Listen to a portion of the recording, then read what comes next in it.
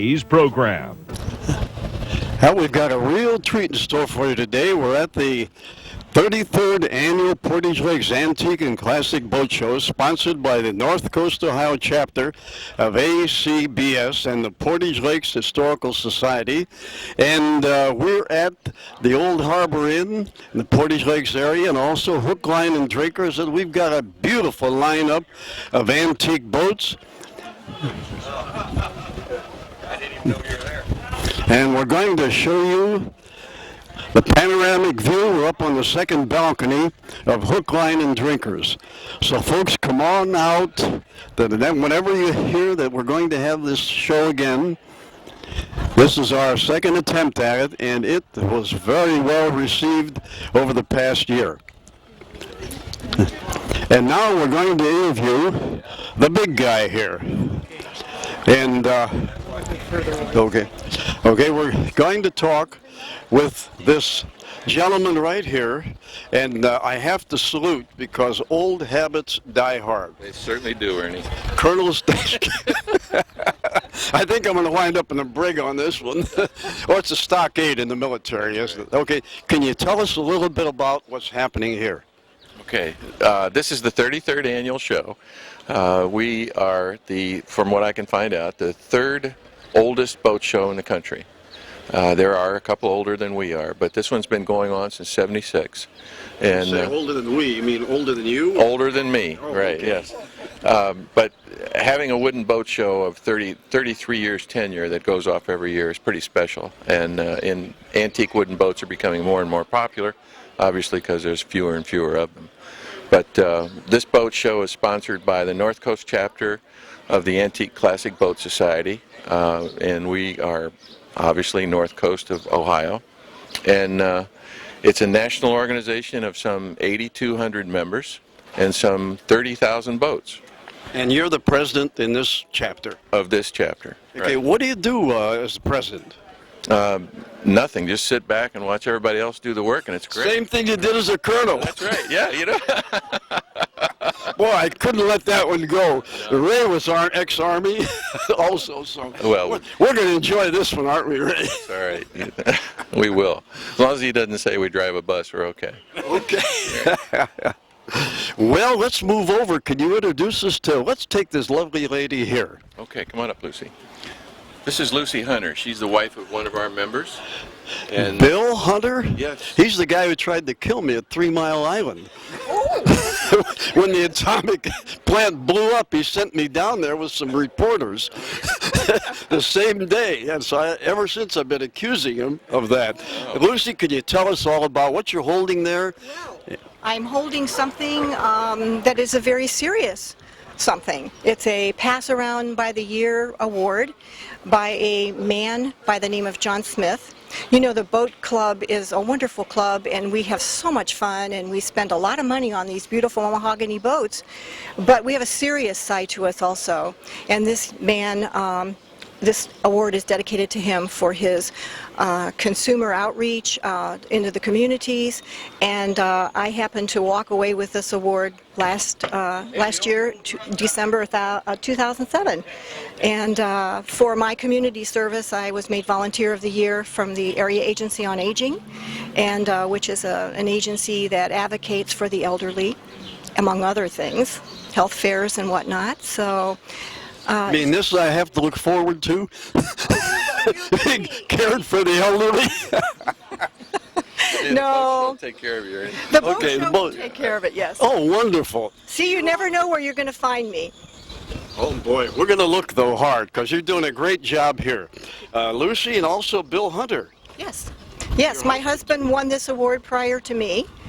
And it all goes back to boating, and he's excellent in woodworking, and in fact he's finishing a boat right now, and I just bought a new boat. It's down here in the show.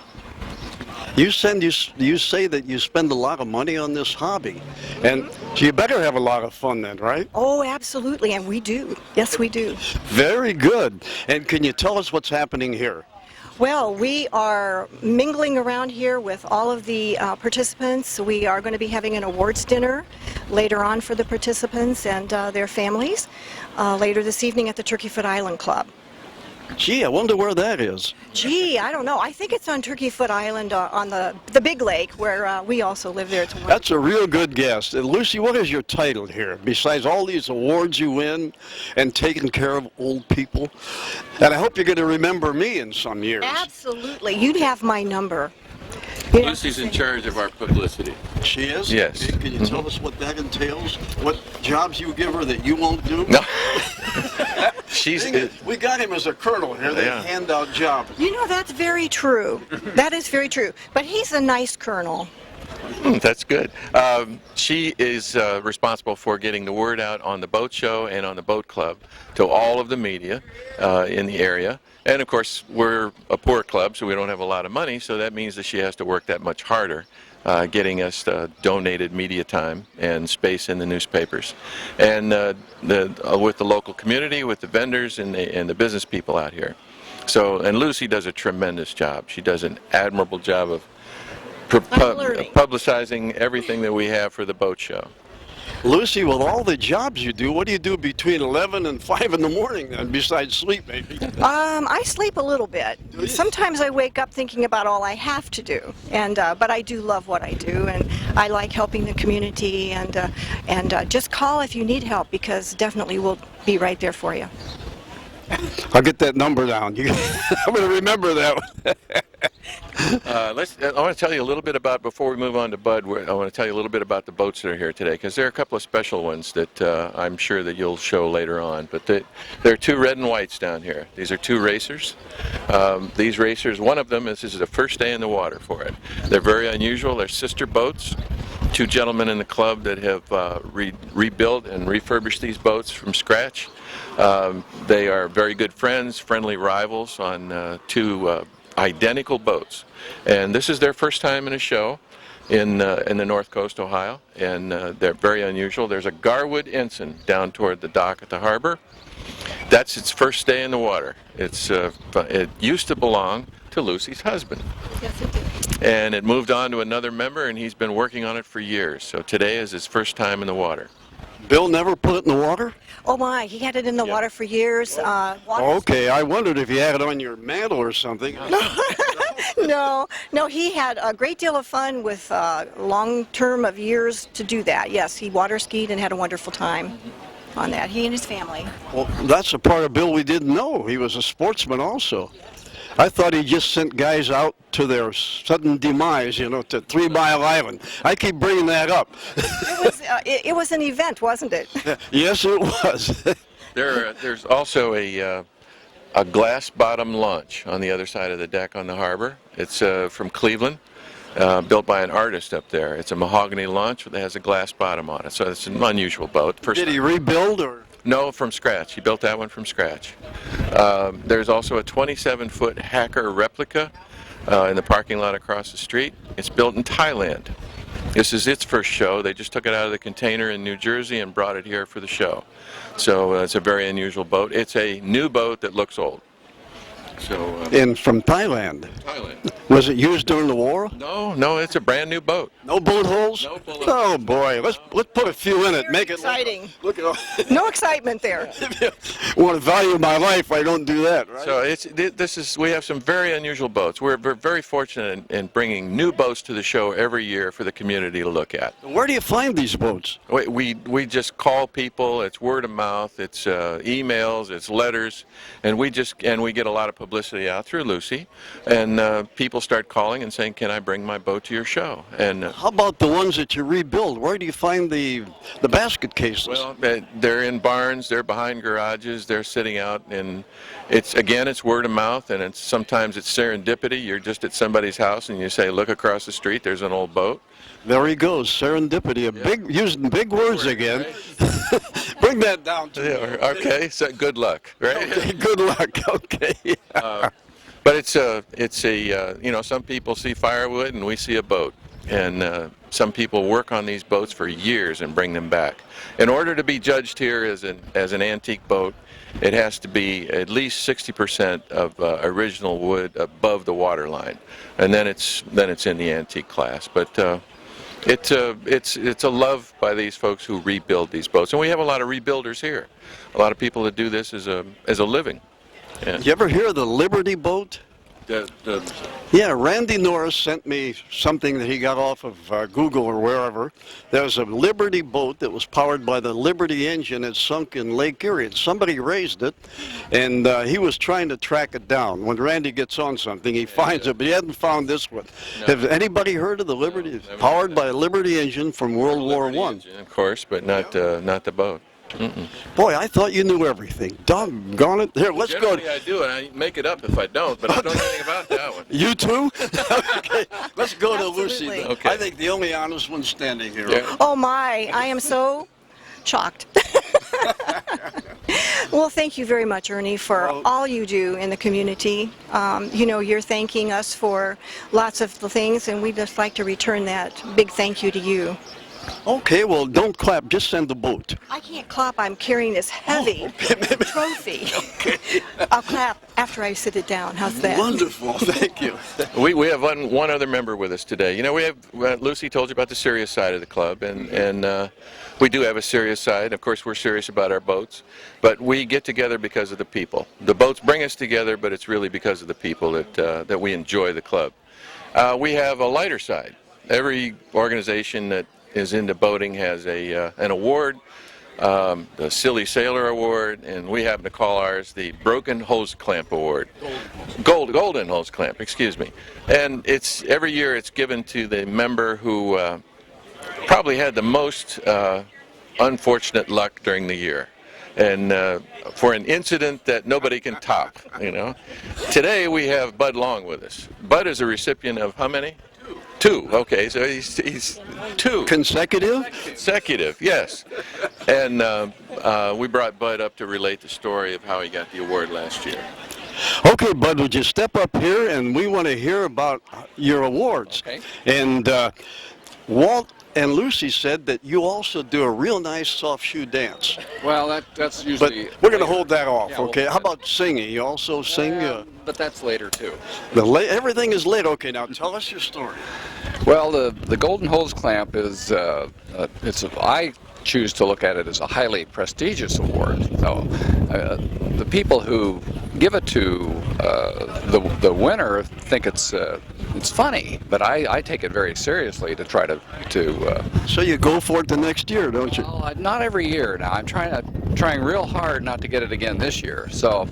But last year it was kind of an unusual one in that we were at Lake Chautauqua to the boat show there, which is another Antique and Classic Boat Society chapter that we always go to. And it was Sunday morning, and it was a beautiful, calm morning. And Lake Chautauqua was a 25-mile long lake, and we were running the lake, my wife Ginger and I. And I said, why don't you drive the boat? You haven't driven the boat for a while. So she's driving the boat. And we're going 35 miles an hour down Lake Chautauqua, and everything is wonderful. And all of a sudden she starts saying, Bud, there's something wrong with the wheel. And I said, well, what is it? And she goes, it won't turn, and it came off in my hands. And she was hanging onto the steering wheel. So I reached across her and shut the throttle down so that we quit going. And that's kind of the story. The little nut that held the steering wheel on came off, and while she was driving it, she hadn't driven the boat for years, and it was her turn to drive, and the steering wheel came off. So it's kind of like, here, take the wheel. So, Hey, there's a smart woman. She blamed you then, didn't she? yes, of course, it was my fault. I was the one that had done the work on the boat, and so there was the steering wheel in her hands. And Did you know that screws go clockwise tight, counterclockwise loose? we have learned some of those kind of things, and yes, and then we try to fix everything with duct tape too. That's the other thing she's reminding me of. You too?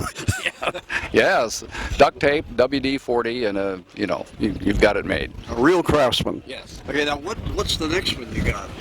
Well, the one that I got the first time is I had my generator rebuilt, and I had put a new alternator on there.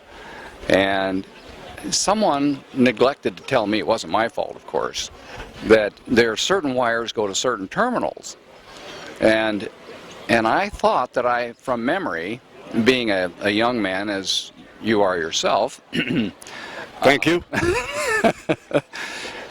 I had a tendency to forget things. So I assumed that I might have put a wire on a wrong terminal, so that when we turned the engine over, which it started wonderfully, suddenly there was black smoke curling up, and I basically fried the whole wiring system on the boat because I had the wire on the wrong terminal. So at the award ceremony for that particular incident, they gave me a sport coat with holes burned in it and a fireman's hat. So that was the one for that particular incident. So I'm trying very hard not to win it again, even though it's a very prestigious. Maybe you better let your wife drive the boat and work on it, okay? Yeah, I think that's what I'm going to do from here on out. Yeah. If I'd have known about that, we'd have worked up an award for you also. Thank you. That would be very nice of you.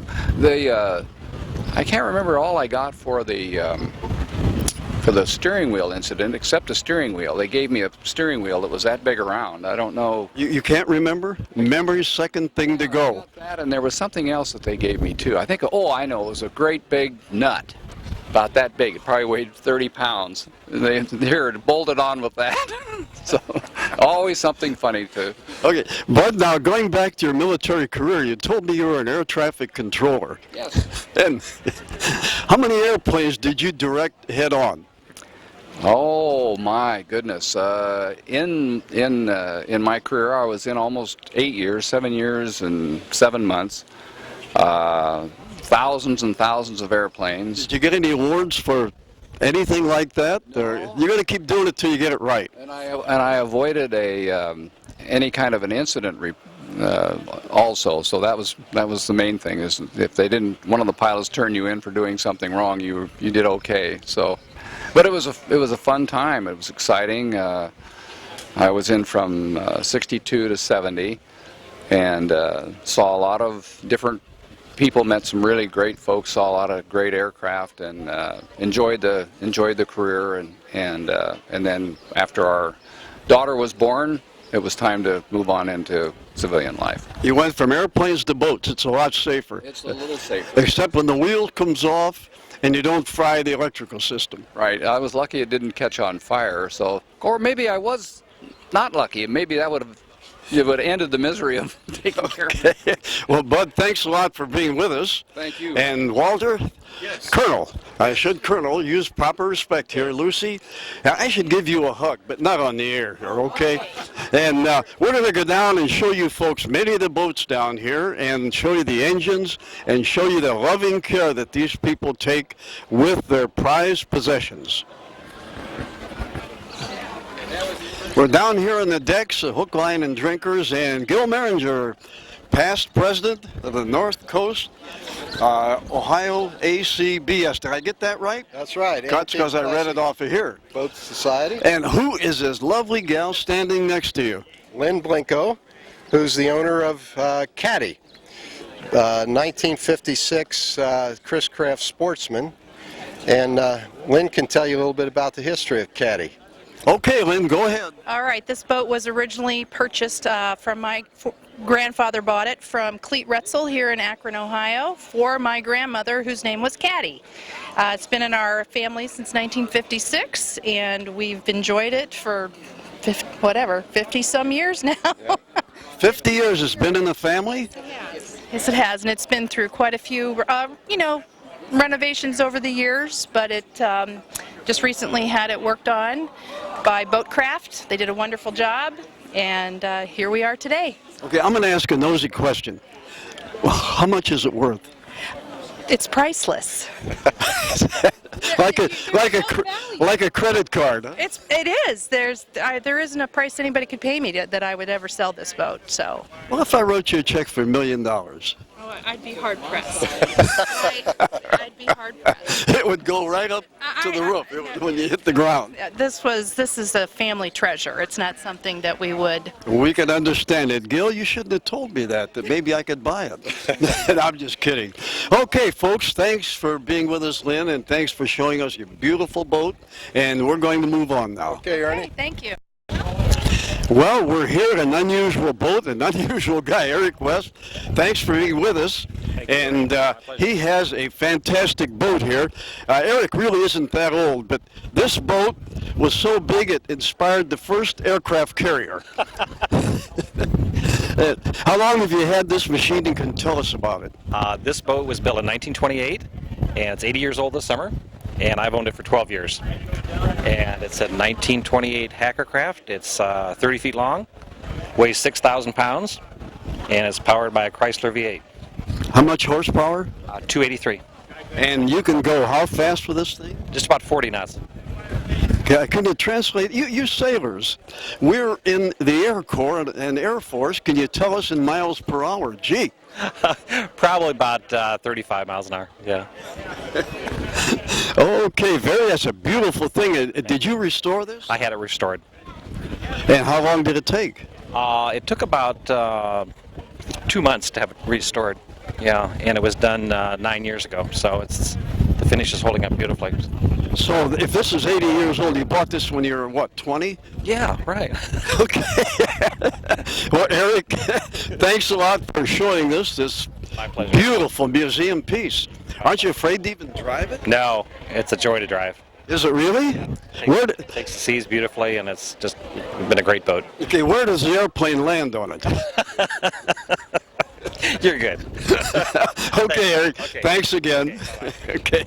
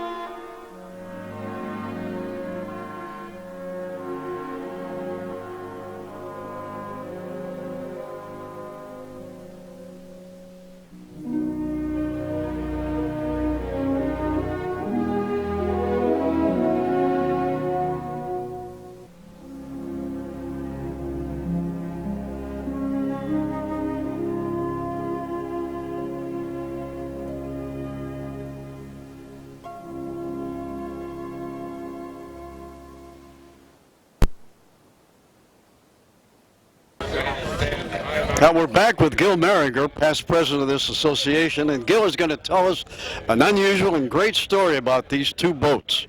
Ernie, this is really exciting today because what you're seeing is something that probably never happens at most boat shows. There were only about 100 of these boats ever built.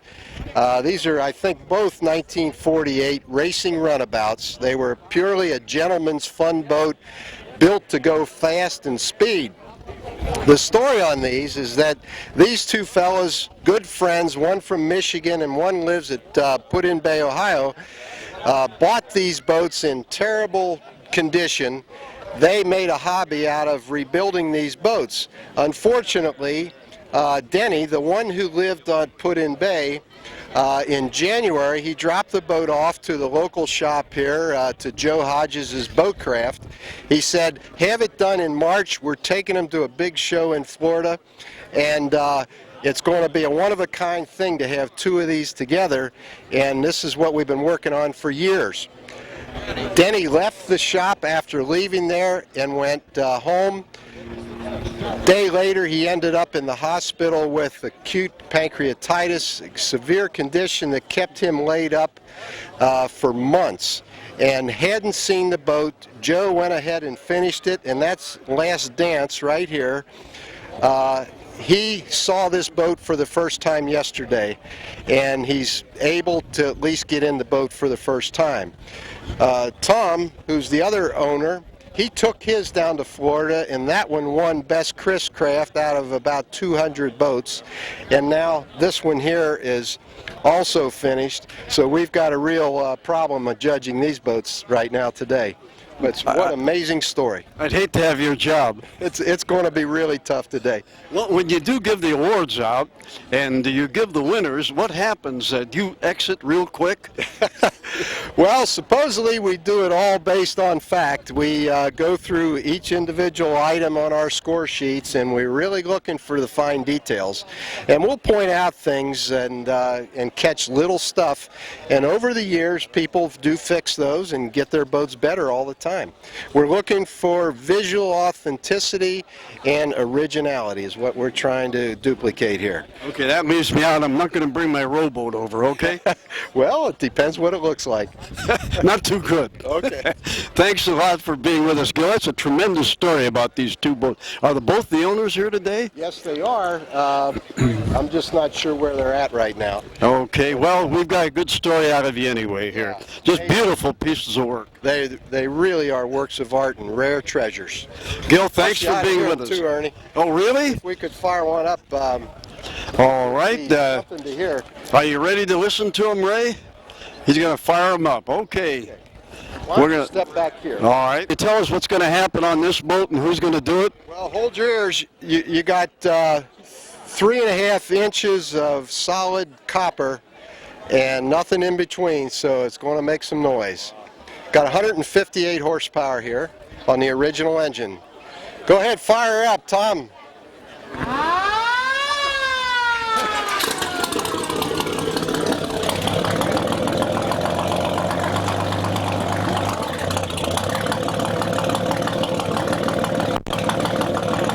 Here, there's absolutely no sound like the Chris Craft sound. It's all about coming through that copper pipe. You know, years ago, I had a 1941 Buick convertible after the war, and the guy duplicated that sound, believe it or not. Well, it's hard to duplicate. Of course, it's tough to keep the engine running in the water, but okay. I can tell them from 2 miles away. I know this it is. We sit on our deck here in West Reservoir and listen and watch. Thanks again, Gil, for everything, and thank this gentleman here for starting it up. And thanks a lot. Thank you. Okay, you're welcome. Business since 1954, serving the Akron area with printing, copying, and also doing newsletters, booklets, books.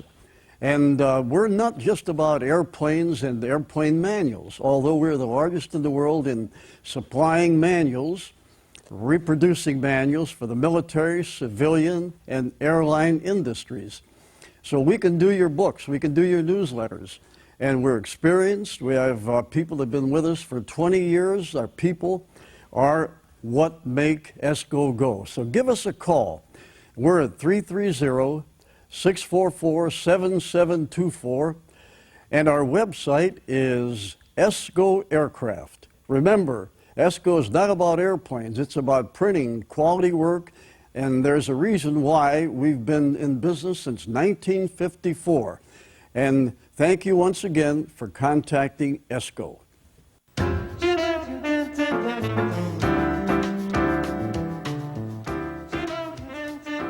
This has been the Ernie Stadbeck Show with your host, Ernie Stadbeck. To get in touch with Ernie, write to Ernie Stadbeck, 378 South Van Buren Avenue, Barberton, Ohio, 44203-4014. By phone at 330-644-7724 or online at erniestad@8.